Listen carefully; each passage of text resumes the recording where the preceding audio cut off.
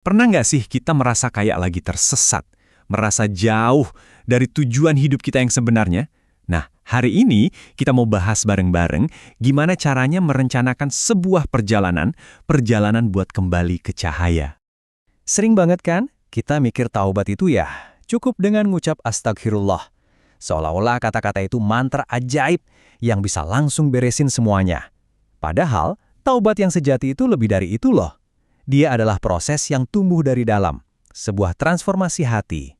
Nah, ini dia intinya. Coba deh kita bayangin taubat itu sebagai sebuah perjalanan pulang. Perjalanan buat kembali ke rumah kita, ke fitrah kita yang suci, dan yang terpenting, kembali kepada Allah.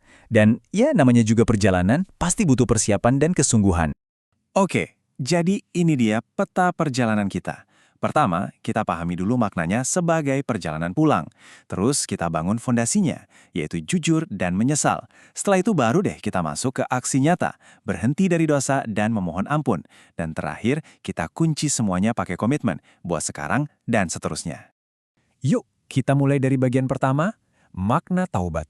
Begitu kita melihatnya sebagai perjalanan pulang, wah, perspektif kita langsung berubah total. Taubat itu bukan lagi beban, tapi jadi sebuah kerinduan buat kembali ke pelukannya. Nah, setiap bangunan yang kokoh itu kan butuh fondasi yang kuat ya. Sama juga dengan taubat. Fondasinya ini bukan dari batu atau semen, tapi dibangun dari dalam diri kita sendiri.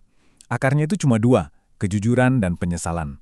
Fondasi ini punya dua pilar utama. Yang pertama, sadar dan jujur sejujur-jujurnya sama diri sendiri. Nggak ada yang ditutup-tutupin. Nah, dari kejujuran inilah, pilar kedua bakal tumbuh dengan sendirinya, yaitu penyesalan yang tulus. Coba deh, kita berhenti sejenak. Ambil waktu buat nanyain ini ke diri kita masing-masing. Mungkin rasanya nggak nyaman ya, tapi jujur, di sini tuh adalah gerbang pertamanya. Mengakui di mana letak salah kita, itu langkah paling awal buat memperbaikinya. Contoh terbaiknya, kisah Nabi Adam. Keren banget. Begitu beliau melakukan kesalahan, nggak ada tuh drama saling menyalahkan atau cari-cari alasan.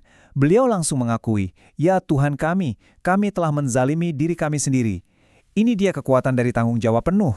Setelah jujur, baru deh muncul penyesalan. Tapi, tunggu dulu. Ini bukan nyesel karena takut ketahuan orang atau malu sama teman. Penyesalan sejati itu rasa sedih dari dalam hati. Karena kita sadar, gara-gara perbuatanku ini, aku jadi jauh dari Allah. Nah, itu baru penyesalan yang sebenarnya. Oke, fondasi di dalam hati udah mulai kuat. Sekarang gimana? Gimana cara nunjukinnya keluar? Nah, kita masuk ke tahap selanjutnya. Aksi nyata.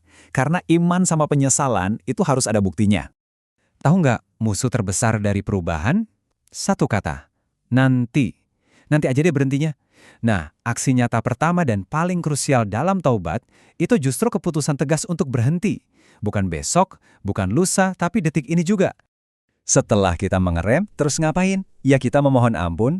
Caranya gimana? Ada 3 cara praktis nih. Terus basahi lisan dengan istighfar, jangan pernah lelah mengangkat tangan buat berdoa, dan dekatkan diri kita serendah-rendahnya dalam sujud yang lebih lama. Disitulah kita curahkan semuanya.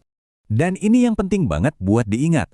Waktu kita memohon, sekali lagi, jangan pernah merasa putus asa. Jangan pernah mikir dosa kita udah kegedean, ampunan Allah itu seluas samudera. Jauh lebih luas dari kesalahan apapun yang pernah kita buat. Tobat itu bukan cuma soal ninggalin yang jelek, tapi juga aktif ngisi kekosongan itu dengan yang baik. Ibaratnya, setelah membersihkan ruangan, kita hias dengan yang indah. Kita bisa mulai dari perbaiki sholat, perbanyak sedekah, atau coba lebih dekat lagi sama Al-Quran. Oke, kita sampai di bagian terakhir yang bahkan mengikat semua usaha kita. Bagian yang akan menentukan apakah perubahan ini cuma sesaat atau selamanya, yaitu komitmen. Nah, ini bedanya jelas banget.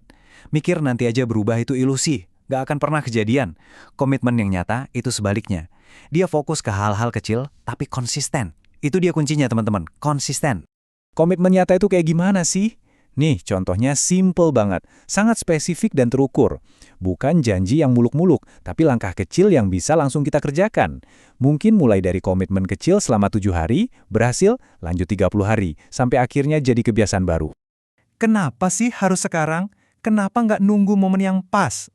Jawabannya cuma satu, karena kita nggak pernah punya jaminan buat hari esok. Satu-satunya waktu yang kita punya itu ya sekarang ini. Dan kalaupun kita ngerasa, aku kan udah jadi orang baik. Coba deh kita lihat teladan terbaik kita, Nabi Muhammad. Beliau itu manusia yang dijamin masuk surga, tapi setiap hari beristighfar puluhan kali. Ini nunjukin kalau istighfar itu kebutuhan, bukan cuma buat pendosa. Kita tutup dengan satu kalimat yang ngena banget. Jangan pernah nunggu jadi orang baik dulu baru mau bertaubat. Justru sebaliknya, bertaubatlah, nanti Allah yang akan bantu kita jadi baik. Prosesnya dimulai bukan saat kita merasa siap, tapi saat kita memutuskan untuk memulai. Jadi pertanyaannya bukan kapan, tapi kenapa nggak sekarang?